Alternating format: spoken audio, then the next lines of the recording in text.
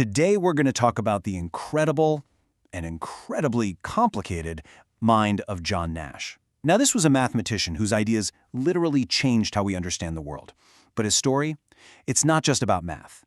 It's this powerful journey through the absolute heights of genius and, well, the deepest, darkest valleys of human struggle.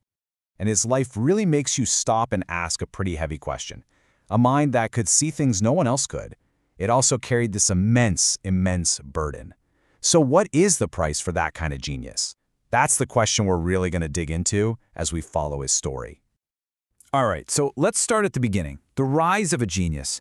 From a really young age, it was obvious that John Nash wasn't just solving problems. He was seeing the world in a totally different way. Like he could see the hidden rules and patterns running underneath everything. And it's hard to overstate just how huge his impact was. While he was still just a young guy at Princeton, he came up with ideas that completely flipped our understanding of strategy on its head. And this wasn't just some dusty academic theory. His work would go on to reshape modern economics forever. So at the very heart of all this was one simple but incredibly powerful idea, the Nash equilibrium. I know it sounds kind of technical, but the concept itself is actually pretty elegant. It's all about finding a point of stability in any kind of strategic game, whether it's two countries negotiating or two companies competing. It's that sweet spot where nobody can improve their own situation by changing their strategy as long as everyone else stays put. So how does this actually play out? Well, let's make it simple. Picture this. You've got two rival coffee shops on the same street.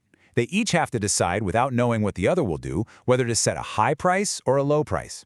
Now, if they both go high, great, they split the profits nicely. But if one of them gets a little greedy and drops their price, they suddenly get all the customers. Of course, that forces the other shop to drop its price too. And where do they end up? Well, they both end up with low prices, splitting a much smaller profit. That's the Nash equilibrium. At that point, neither shop can do any better by themselves by raising their price. It's a fantastic way to see how his theory predicts exactly what happens in the real world.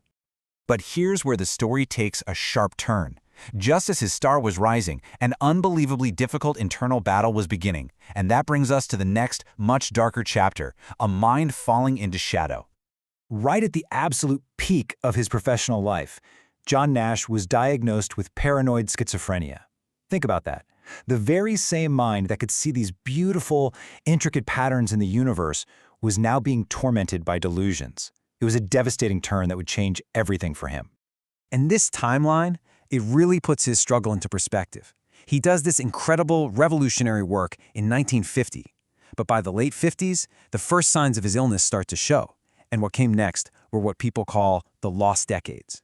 We're talking about nearly 30 years spent in and out of hospitals, totally isolated from the academic world he had once been the king of.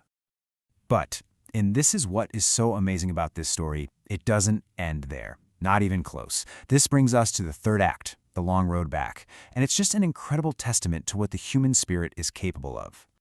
This quote, it really paints a picture of how lost he was. For years, people at Princeton knew him as the Phantom of Fine Hall. He was just this silent figure you'd see scribbling strange, cryptic things on blackboards. A ghost, haunting the very place where his genius was born. And then, the miracle. Honestly, that's what it felt like to people who saw it. Against every odd, just through sheer willpower and with the quiet support of his wife and community, John Nash started to emerge from that darkness. The equations on the blackboards, they started to make sense again. The ghost was becoming a man again, and he was coming back to the world. This amazing comeback leads us right into our final section, a beautiful legacy. This is where the story shifts completely from struggle to a truly hard-won, incredible triumph. The year is 1994. Now get this, 44 years after he first published his theory, John Nash is standing on a stage in Stockholm. He's there to accept the Nobel Prize in Economic Sciences. It was this incredible moment of recognition that so many people thought would just never happen. It was the ultimate validation for a mind that had gone to hell and back. You see, he didn't just survive his illness. He triumphed over it. He came out the other side with his intellect, his curiosity, and all of that creativity still burning bright. The mind that had once been his greatest enemy was once again his greatest gift. So what's the big takeaway from a life like this? Well, his legacy is really two things at once. On one hand, yes, he absolutely revolutionized economics. But on the other, and maybe this is even more important, he became this powerful symbol of resilience in the face of mental illness. His life proved that beautiful, world-changing ideas can come from the deepest struggles, and it's just one of the most powerful stories of perseverance you will ever hear. And all of that leaves us with one last thing to think about.